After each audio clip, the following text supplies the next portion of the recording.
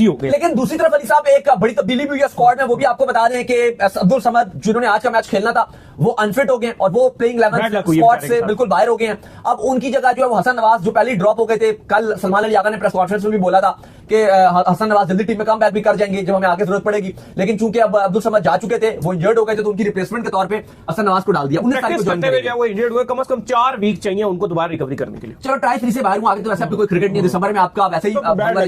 के लिए मतलब वो जिस तरह से आया था, एक थोड़ी सी हमें हाइप तो उसकी रहती है कि चलो यार उसको अच्छी क्रिकेट अगर देखने को मिले तो एक अच्छा ऑडिटर। न्यूजीलैंड के दौरे के बाद से आपने उसको बाहर कर दिया था, तो ये मौका भी था। न्यूजीलैंड का दौरा इतना मुश्किल दौरा होता है, वहां पे किसी से भी रन नहीं बनते, तो ये उसके बाद मौका था कि वो पाकिस्तान में खेलता। ये ओपोनेंट भी हल्की थी, जिम्बाब्वे थी,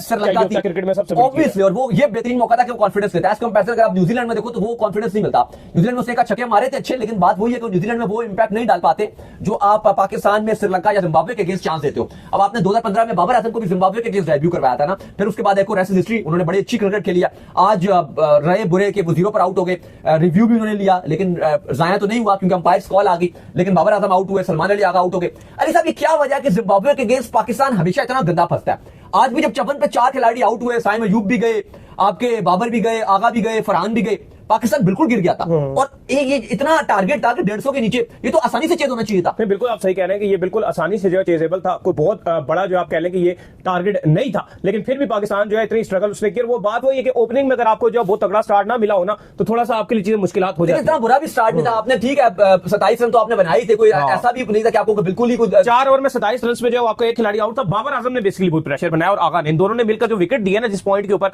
उस पॉइंट ने पाकिस्तान को कम से कम 5 ओवर पीछे फेंक दिया, क्योंकि वो जब दोनों गए हैं तो फिर एकदम से चीजें खराब हुई हैं। फिर उसके बाद देखो 27 पर पहला आउट, 27 पर ही दूसरा 0 पे गए, 30 पर जो है वो तीसरा आ गए 30 पे। तो फिर अगर आपके 30 के ऊपर 3 आउट हो जाए तो फिर पीछे क्या बचा? और आपका खत्म हुआ, 5 आ लिया, 4 बॉलें हुई और आपके 30 के ऊपर 3 खिलाड़ी आउट हुए हो, तो फिर पीछे आपके लिए क्या जाने के बाद ज्यादा मसला हो गया था। और फिर जब आपके 54 पे थोड़ा सा रन पार्टनरशिप बनी थी साइम और फखर की, लग रहा था कि साइम अच्छे निक में नजर आ रहे हैं, फखर से भी चलो हुआ कि कुछ रन बनाए उन्होंने भी, लेकिन जब 54 पे आपके 4 आउट हुए और लगभग आपके 10 ओवर की गेम हो गई थी, 9.3 ओवर्स हो गए थे, उस टाइम लगा कि यार अब चीजें मुश्किल होगी, क्योंकि अगले 10 ओवर में आपको करीब करीब जो है वो 90 रन चाहिए, और अब आपके लिए मुश्किलात होंगी क्योंकि उस्मान खान है, उन पे आप इतना ट्रस्ट शो नहीं कर सकते, वो नए खिलाड़ी हैं, कम बैक भी कर रहे हैं, पिछले आप में उतने रन भी नहीं आए कम बैक के बाद उनके, वो एक बड़ी मुश्किल सिचुएशन हो गई थी। लेकिन मैं आपसे एक ही बात कर रहा था कि पाकिस्तान के पास एक जो थोड़ी सी राहत वाली बात है इस पूरे T20 की जो प्लेइंग 11 होती है, कल सलमान अली आगा भी ये बात कर रहे थे, मैं उनकी इस बात से एग्री करूंगा कि जो आपके नीचे वाले बैट्समैन है वो रन बनाते हैं, जैसे नवाज है, फहीम है और शाहीन है।